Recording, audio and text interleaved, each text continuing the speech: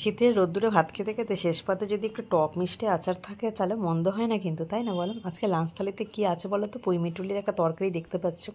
দেখো সবজিগুলো আজকে কী কী সবজি এনেছে সেটা আগে দেখিয়ে দিই তোমাদের। এখানে ফুলকপি আছে, পুঁইমিটুলি আছে, মূলো আছে, আর কুমড়ো আছে। কুমড়োটা বেশ পাকা, শিমও আছে। আর তোমার হচ্ছে এই সময় তো এই সমস্ত সবজি, পাঁচমিশালি সবজি যেটা বলে, পাঁচমিশালি সবজিটা খেতে কিন্তু দারুণ লাগে। সব সবজি আমি কেটে ধুয়ে নিয়েছি। আর এদিকে পুঁইমিটুলিগুলো আমি একটুখানি ছোটো ছোটো টুকরো করে কেটে ধুয়ে নিয়েছি। কড়াতে তেল দিয়ে বড়িটা আগে ভেজে নেবো। আজকে বড়ি দিয়ে অন্যরকমভাবে একটু পুঁইমিটুলির তরকারিটা করব। আর তেলের মধ্যে পাঁচফোড়ন দিয়ে দিয়েছি, আর পেঁয়াজ কুচি, কাঁচা লঙ্কা দিয়ে ঝাল হবে তরকারিটা, এর জন্য 5-6টা কাঁচা লঙ্কা দিয়েছি। আচ্ছা, এরপরে এই যে সবজিগুলো কেটে রেখেছিলাম সেই সবজিগুলো জল ঝরিয়ে নিয়েছিলাম, এটা দিয়ে দিলাম। সবজিটা দিয়ে নাড়াচাড়া করে আবার পুঁইমিটুলিগুলো দিলাম, নুন হলুদ দিলাম। এটা ঢাকা দিয়ে রাখলে অনেকটা জল বেরিয়ে যাবে। আর এই পুঁইমিটুলির তরকারিটা এখনই কিন্তু খেতে ভালো, এরপরে কিন্তু এই দানাগুলো শক্ত হয়ে যাবে তো, পেকেও যাবে, খেতে ভালো লাগবে না। একটু আমি ডাল সিদ্ধ করে রেখেছিলাম অল্প করে, সে ডালটা দিয়ে দিলাম। আজকে ডাল বড়ি দিয়ে করব এই পুঁইমিটুলির ঘন্টটা। পেঁয়াজটা দিয়েছি, পেঁয়াজটা স্কিপ করতে পারো যারা একদমই নিরামিষ খাবে। একটু চিনি দিয়ে দিচ্ছি তরকারিতে। আর তোমার একটু ঘন্ট ঘন্ট হবে, দেখতেই পাচ্ছ। নামাবার আগে বড়ি ভাজাগুলো গুঁড়ো করে দিয়ে দেবো।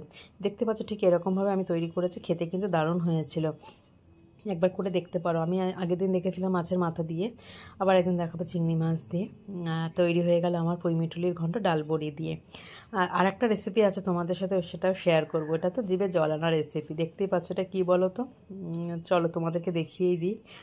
এরকম রেসিপি মানে শেষ পাতে এই রেসিপিটা হলে পরে আর কি চাই। দেখতে পাচ্ছ এটা কী বলো তো? জলপাই। আচ্ছা, জলপাইগুলোকে আমি ভালো করে ধুয়ে টুকরো করে কেটে নিয়েছি, 3 টুকরো করেছি। করে নিয়ে এটা গরম মানে জল বসিয়ে দিয়েছি, নুন দিয়ে দিয়েছি। এবার এটা আমি একটুখানি সিদ্ধ করে নেবো, ঠিক আছে? খুব বেশি কিন্তু সময় লাগে না জলপাই সিদ্ধ করতে। এই যে দেখো ভালো সিদ্ধ হয়ে গেছে। এবার এটা আমি নামিয়ে ঠান্ডা করে জল থেকে ছেঁকে তুলে নেব।